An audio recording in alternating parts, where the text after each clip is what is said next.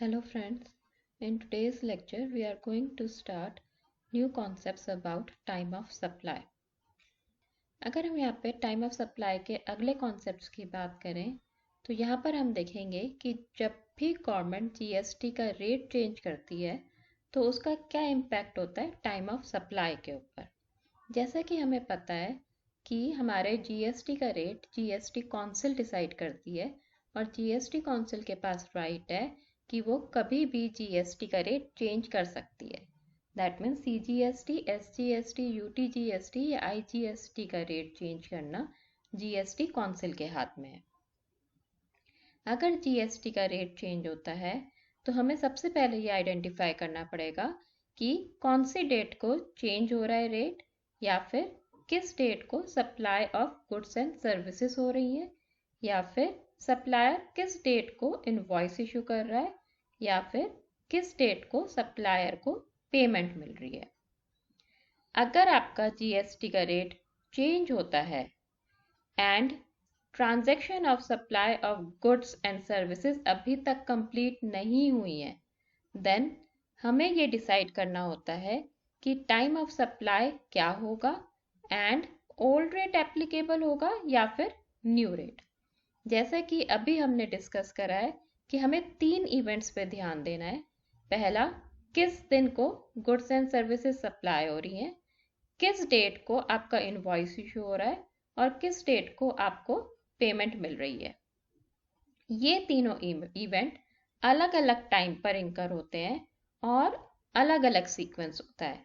For example, ऐसा हो सकता है कि कस्टमर को गुड्स पहले ही सप्लाई हो जाए सप्लायर की तरफ से, लेकिन उसके बाद रेट चेंज हो जाए और रेट चेंज होने के बाद सप्लायर इनवॉइस इशू करे या फिर पेमेंट उसको सप्लायर को पेमेंट मिले। या ये भी हो सकता है कि सप्लायर को पहले एडवांस मिल जाए, उसके बाद सप्लायर इनवॉइस इशू करे, उसके बाद supplier goods and services supply करे, या फिर इनवॉइस सप्लायर पहले इशू करेगा फिर गुड्स एंड सर्विसेज सप्लाई करेगा या उसके बाद वो पेमेंट रिसीव करेगा। सो दैट मीन्स ये तीनों इवेंट का सीक्वेंस कभी भी चेंज हो सकता है। इन तीनों इवेंट्स का सीक्वेंस डिसाइड करता है कि टाइम ऑफ सप्लाई क्या होगा। अब ये डिपेंड करता है कि ये तीनों सीक्वेंस, ये तीनों इवेंट्स रेट चेंज होने से पहले इंकर होते हैं या रेट चेंज होने के बाद में इंकर होते हैं, या इनमें से कोई एक इवेंट पहले इंकर हो रहा है, 2 इवेंट बाद में, या 2 इवेंट पहले इंकर हो रहे हैं या एक इवेंट बाद में। इन्हीं इवेंट्स का सीक्वेंस डिसाइड करेगा कि टाइम ऑफ सप्लाई क्या है। अब हम इनको डिटेल में सीखते हैं। अब आप सपोज करो कि अगर goods and services supplier rate change होने से पहले सप्लाई कर देता है और इनवॉइस भी पहले इशू कर देता है, लेकिन उसको जो पेमेंट मिल रही है वो रेट चेंज होने के बाद मिल रही है। अगर ऐसा सिचुएशन होती है तो इस केस में time of supply will be date of issue of invoice. That mean जिस दिन भी इनवॉइस इशू हुई है उसको हम टाइम ऑफ सप्लाई कहेंगे, और इस कंडीशन में old rate of tax will be applicable. Next situation लेते हैं। अगर आपका supply of goods and services rate change होने से पहले होता है और पेमेंट भी सप्लायर को रेट चेंज होने से पहले मिल जाती है, लेकिन सप्लायर इनवॉइस जो इशू कर रहा है वो रेट चेंज होने के बाद कर रहा है। अगर ये सिचुएशन है तो time of supply will be date of receipt of payment. That means जिस भी दिन सप्लायर को पेमेंट मिली है उस दिन को हम टाइम ऑफ सप्लाई मानेंगे, और इस सिचुएशन में old rate of tax will be applicable. Next situation देखते हैं। नेक्स्ट सिचुएशन कह रही है कि अगर सप्लायर ने गुड्स और सर्विसेज रेट चेंज होने से पहले कर दिया, लेकिन इनवॉइस इशू करा है वो बाद में करा है, रेट चेंज होने के बाद उसने इनवॉइस इशू करी है और रेट चेंज होने के बाद ही सप्लायर को पेमेंट मिली है। अगर ये सिचुएशन होती है तो time of supply will be date of issue of invoice और date of receipt of payment whichever is earlier.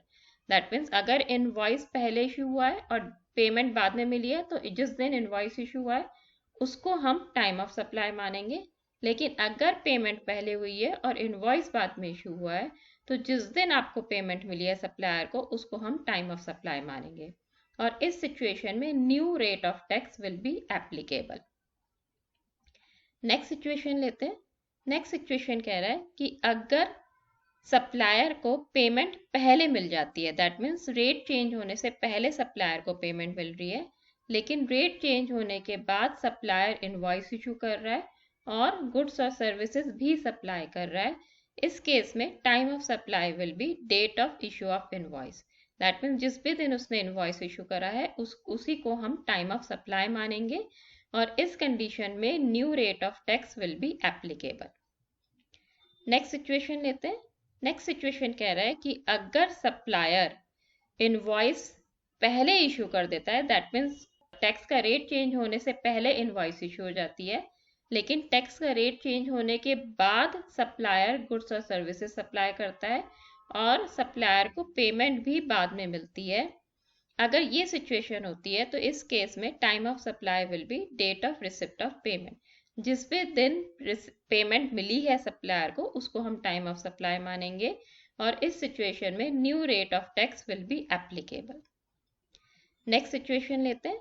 Next situation कह रहा है अगर सप्लायर रेट चेंज होने से पहले इनवॉइस इशू कर देता है प्लस जीएसटी का रेट चेंज होने से पहले ही सप्लायर को पेमेंट भी मिल जाती है, लेकिन रेट चेंज होने के बाद supplier goods and services supply कर रहा है, तो इस केस में टाइम ऑफ सप्लाई होगा date of issue of invoice और date of receipt of payment whichever is earlier. जो भी पहले इवेंट इंकर हुआ है, चाहे इनवॉइस चाहे पेमेंट, जो भी पहले इवेंट इंकर हुआ है उसी को हम टाइम ऑफ सप्लाई मानेंगे और इस केस में old rate of tax will be applicable. अब हम इन सब की समरी की बात करते हैं। अभी तक हमने देखा है कि 3 इवेंट्स हैं। पहला issuance of invoice, that means date जिस दिन सप्लायर इनवॉइस इशू कर रहा है, या फिर डेट जिस दिन supplier goods and services supply कर रहा है, या फिर डेट जिस दिन सप्लायर को पेमेंट मिल रही है। अगर इन तीनों इवेंट में से कोई भी 2 इवेंट रेट चेंज होने से पहले इंकर होते हैं और एक इवेंट रेट चेंज होने के बाद इंकर होता है, तो इस केस में ओल्ड रेट एप्लीकेबल होगा। लेकिन अगर इन 3 इवेंट में से कोई भी 2 इवेंट रेट चेंज होने के बाद इंकर होते हैं और एक इवेंट रेट चेंज होने से पहले इंकर होता है, तो new rate will be applicable. यहाँ पे हम एग्जाम्पल लेते हैं।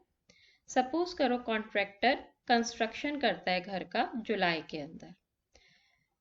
The invoice is to be raised after the approval of work. वो इनवॉइस इशू करता है जब जो उसने घर बनाया है वो अप्रूव हो जाएगा, उसके बाद इनवॉइस इशू करेगा। इस बीच में अप्रूवल के टाइम से पहले ही रेट चेंज हो जाता है। गवर्नमेंट रेट चेंज कर देती है 2 अगस्त को। कंस्ट्रक्शन का अप्रूवल मिलता है उसको 15 अगस्त को। वो इनवॉइस इशू करता है 16 अगस्त को और पेमेंट उसको मिलती है 18 अगस्त को। That means date of invoice है आपकी 16 अगस्त, पेमेंट आपको मिल रही है 18 अगस्त को, सप्लाई ऑफ सर्विस हो गई है जुलाई के अंदर। ऐसे केस में आपके 2 events, that means date of issue of invoice और डेट ऑफ पेमेंट, दोनों के दोनों रेट चेंज होने के बाद इंकर हो रहे हैं। सिर्फ एक event supply of service rate change होने से पहले इंकर हो रहा है, तो इस केस में new rate of tax will be applicable. एक और एग्जाम्पल लेते हैं। सपोज करो नेटफ्लिक्स इनवॉइस रेस करती है 15 जनवरी को। इनवॉइस रेस होने के बाद कस्टमर 16 जनवरी को वाया चेक पेमेंट कर देता है और नेटफ्लिक्स सप्लायर के अकाउंट में 18 जनवरी को अमाउंट पहुंच जाता है। उस 18 जनवरी के बाद 20 जनवरी को जीएसटी का रेट चेंज हो जाता है। नेटफ्लिक्स जो कस्टमर को एक्सेस देती है वो देती है 25 जनवरी को। इस केस में इनवॉइस इशू हुई आपकी 15 जैन को, पेमेंट मिली 18 जैन को, रेट चेंज हुआ 20 जैन को और सप्लाई ऑफ सर्विस हुई 25 जनवरी को। इस केस में आपके 2 event, date of invoice and date of payment is before the change in rate. सिर्फ एक इवेंट है जो सप्लाई ऑफ सर्विसेज जो रेट चेंज होने के बाद इंकर हो रहा है। So in such a situation, old rate will be applicable. Next हम सीखते हैं if the credit in bank takes place after change in rate. That means अगर आपको पेमेंट रेट चेंज होने के बाद सप्लायर को मिल रही है तो हम क्या करेंगे। हमने जैसा कि लास्ट वीडियोस में सीखा है कि date of payment will be the date on which the payment is entered in the books of accounts or the date on which the amount is credited in the supplier's bank account, whichever is earlier will be considered as a date of payment. लेकिन अगर rate change होता है GST का तो ये rule apply नहीं होता।